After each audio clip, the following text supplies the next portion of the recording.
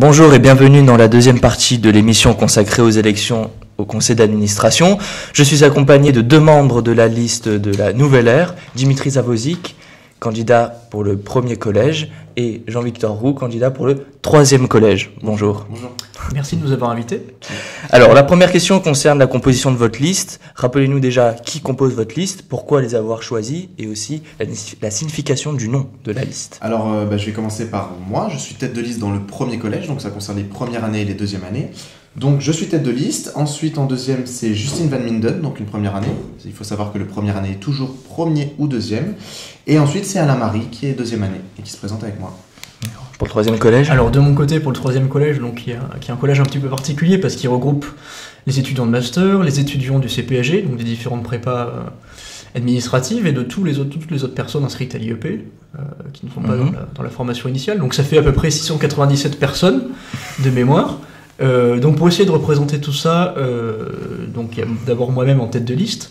Donc je suis entré en deuxième année à l'IEP, j'ai fait le master affaires publiques, et je suis en prépa ENA. Ensuite, en deuxième, donc il y a Alexia Lallemand, qui est en prépa ENM, qui est une fille sérieuse. Et enfin, on a Anton Doty avec nous, qui est un petit peu particulier parce que lui, il était d'abord dans le cursus franco-allemand, avant de basculer sur le cursus normal. Et en plus, c'est quelqu'un qui représente aussi les étudiants internationaux de l'IEP. Très bien. Dimitri, tu voulais rajouter? Oui, je voulais rajouter que donc, dans mon collège et dans le collège de Jean-Victor, il y a quelque chose qui nous caractérise, c'est le sérieux, je pense. C'est quelque chose qu'on m'a beaucoup reproché. Certes, je suis AP, certes, Justine est pom-pom. Je sais qu'elle va me faire les gros yeux en disant que je fais sa pub, mais c'est le meilleur bac de la région. Et Alain Marie, je pense que personne ne pourrait justifier le fait que c'est pas quelqu'un de sérieux. Donc c'est vrai. On a vraiment axé ça sur le sérieux et aussi sur quelque chose qu'on s'entend tous très bien. Alors, je vais compléter ce qu'il dit, puisqu'il a fait pour son collège. Nous, on a Anton Doty, qui est en histoire militaire, donc qui a la rigueur militaire. Alexia, qui veut préparer la magistrature, donc qui est caractérisée par la droiture et la justice, forcément. Qui a eu, je crois, en plus 17 à son mémoire, etc. Et bon, je fais l'économie de me présenter, je sais pas. Oui. À son mémoire, meilleure mémoire de l'IEP. Voilà, je te présente. Alors, maintenant, pourquoi ce nom de liste? Pourquoi la Nouvelle Ère? Alors, pourquoi la Nouvelle Ère? Donc, on a mis du temps à le trouver, ce nom, quand même. On est parti sur plein de petites idées un petit peu bizarres. Pourquoi Nouvelle Ère? Parce qu'en fait, cette année, c'est le renouveau, je pense, de l'IEP. On a eu l'apocalypse, le chaos, le déluge finalement. Et on va pas critiquer d'ailleurs l'autre liste sur cette gestion de l'apocalypse. Mais nous, voilà, on est la Nouvelle Ère, on est nouveau. C'est le renouveau. Et nous, on propose donc un nouveau programme, une nouvelle ambition pour l'IEP, plus basé sur le sérieux, plus basé sur notre triptyque que les gens commencent à connaître. Donc, nouvelle ère, puisque c'est ce qu'on propose, en fait, une nouvelle ère, tout simplement. D'accord. J'ajoute qu'on ne voulait pas un nom qui fasse trop syndicat étudiant, style la relève étudiante, oui. Etc., la cocarde, je ne sais quoi. Donc quelque chose qui soit vraiment adapté aux enjeux de l'IEP, puisque les élections étudiantes ne sont pas des élections politiques, donc on n'est pas du tout dans cet état d'esprit-là. Et donc renouveau, oui, pour la nouvelle période qui s'ouvre pour l'IEP avec la nouvelle direction, c'est vraiment le moment où on peut faire des choses, où on peut pousser un certain nombre de revendications. Oui, on est apolitique, je veux dire, si on a des gens de gauche, de droite, rien que...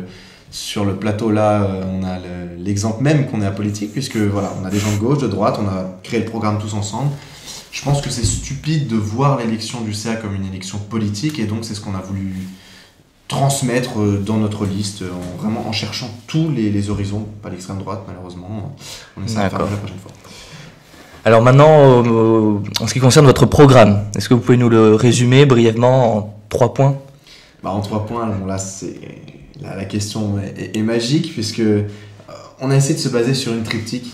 Donc, Nouvelle Ère, c'est un petit jeu, c'est facile avec le grand E de R. Je pense que tous ceux qui ont vu notre acte ont compris. C'est l'efficience, l'exigence et l'excellence. C'est ce qui manque à notre IEP. On dit on veut aller à Sciences Po Ex parce que c'est près de la mer. Enfin bon, il y a un moment où c'est sympa d'être à côté de la mer et qu'il fasse beau, mais on est un IEP, il faut qu'on place des gens à l'ENA, on a des gens comme j'y vais, je veux dire, voilà. Il faut être excellent. On est un IEP, on n'est pas... j'ai craché sur aucune autre école, mais voilà. Pour moi, Sciences Po Ex, ça doit être un équivalent de Sciences Po Paris. En plus petit évidemment, puisqu'on n'a pas les mêmes moyens, mais c'est pas pour ça, et ça c'est Alexandre Bosset qui le disait, qui était représentant étudiant l'année dernière, donc malheureusement qui se représente pas cette année. Voilà, Sciences Po Aix et Sciences Po Paris. Il faut croire en nous, il faut croire en notre capacité, on a des profs excellents, on a d'autres qui sont moins bien, c'est pour ça qu'on a proposé l'évaluation des professeurs. Il faut être exigeant sur nous-mêmes, c'est pour ça que les représentants étudiants, on va s'essayer à être le plus sérieux possible, à aller demander aux professeurs ce qu'ils en pensent. On a déjà fait, les élèves et toute l'administration. Il faut être exigeant pour l'administration, il faut être exigeant pour les élèves, il faut être et efficient surtout. C'est pas possible d'avoir des deadlines qui sont jamais respectées, c'est pas possible. En fait, en n'étant pas efficient, l'IEP ne se respecte pas lui-même, quoi. Donc voilà, notre triptyque, efficience, exigence, excellence, je pense qu'on comprend tout et on voit où est-ce qu'on veut aller. Oui, en termes de démarche, après, si vous voulez, pour la campagne, donc on est présent sur 2 collèges. Donc on a fait des propositions qui sont générales et transversales qui s'appliquent pendant tout le cursus de l'IEP. Donc typiquement, l'évaluation des enseignants et des enseignements, c'est quelque chose qui s'applique de la première année jusqu'au CPAG. Et après, on a essayé de décliner un certain nombre de propositions pour le premier collège. Je crois que vous en avez par rapport au TD, ce genre de choses. Comme proposition transversale, on a aussi tout ce qui concerne l'année. C'est-à-dire le fait de pouvoir avoir des vacances de la Toussaint, ça a été acté par les précédents représentants étudiants. Maintenant, la question, c'est d'avoir un calendrier qui soit le mieux possible. Donc on veut faire commencer les TD en même temps que les amphis, histoire de gagner du temps, d'éviter d'avoir des partiels en janvier. Oui, c'est ça, parce que les nouvelles vacances de la Toussaint, ça fait qu'on a les partiels après Noël. Et attention, ça n'a pas été dit. C'est-à-dire que bravo la liste de l'année dernière pour nous avoir mis les vacances de la Toussaint, c'est cool. Vous avez oublié que ça décalait les partiels. Donc, nous, voilà, qu'est-ce qu'on veut? On veut la nouvelle ère, on veut le renouveau, on veut déplacer les TD pour avoir les vacances de la Toussaint. Merci à l'équipe de l'année dernière. Et grâce à la nouvelle équipe, d'avoir également les partiels avant les vacances. Après, pour ce qui est des propositions qui sont également transversales, il y a tout ce qui touche autour, et là ça se rattache à l'excellence, c'est tout ce qui touche autour des stages.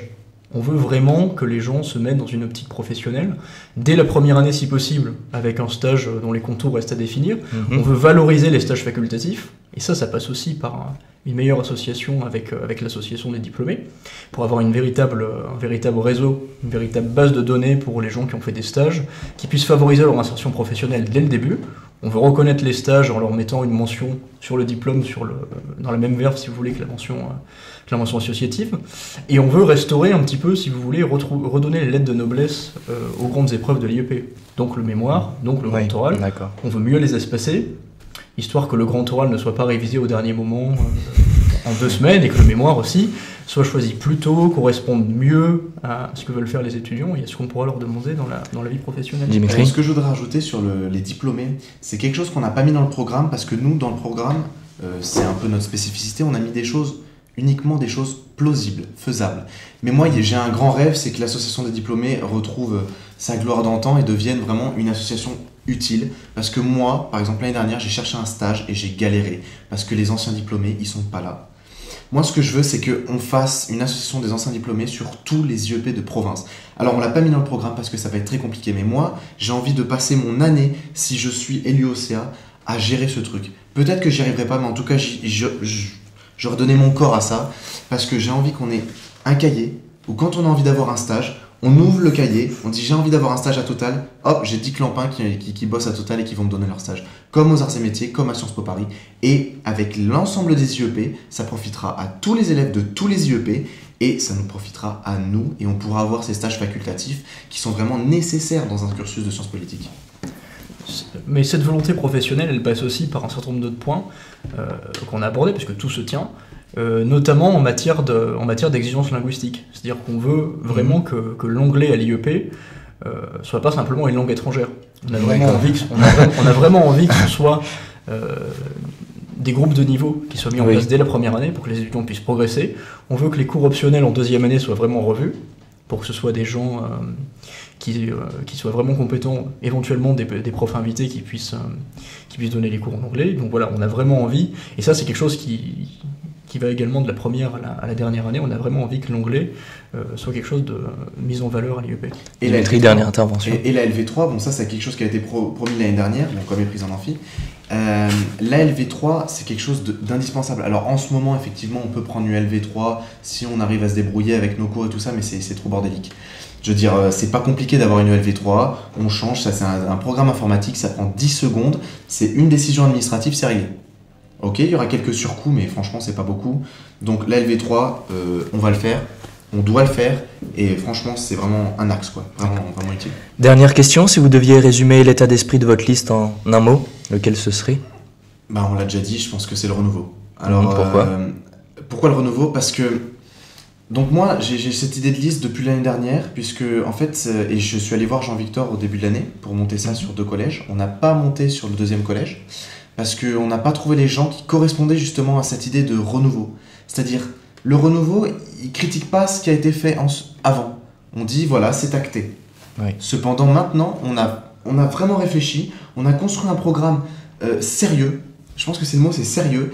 Et on veut vraiment que les étudiants s'y intéressent. Alors, je sais que c'est difficile entre les cours, bon, et puis c'est pas très intéressant, quoi. Mais intéressez-y-vous. C'est le renouveau, parce qu'on propose des choses nouvelles, je veux dire... concernant les langues, concernant les changements de TD, bon ça on n'a pas eu le temps de le développer, mais regardez dans le programme, c'est renouveau, notre mot phare. Moi je parlerai également d'engagement, parce qu'effectivement Dimitri a raison de dire on est présent sur 2 collèges, tout simplement parce que la démarche a été de bâtir les choses d'abord sur un projet. Donc on n'a pas voulu aller chercher des gens pour avoir des gens, si vous voulez.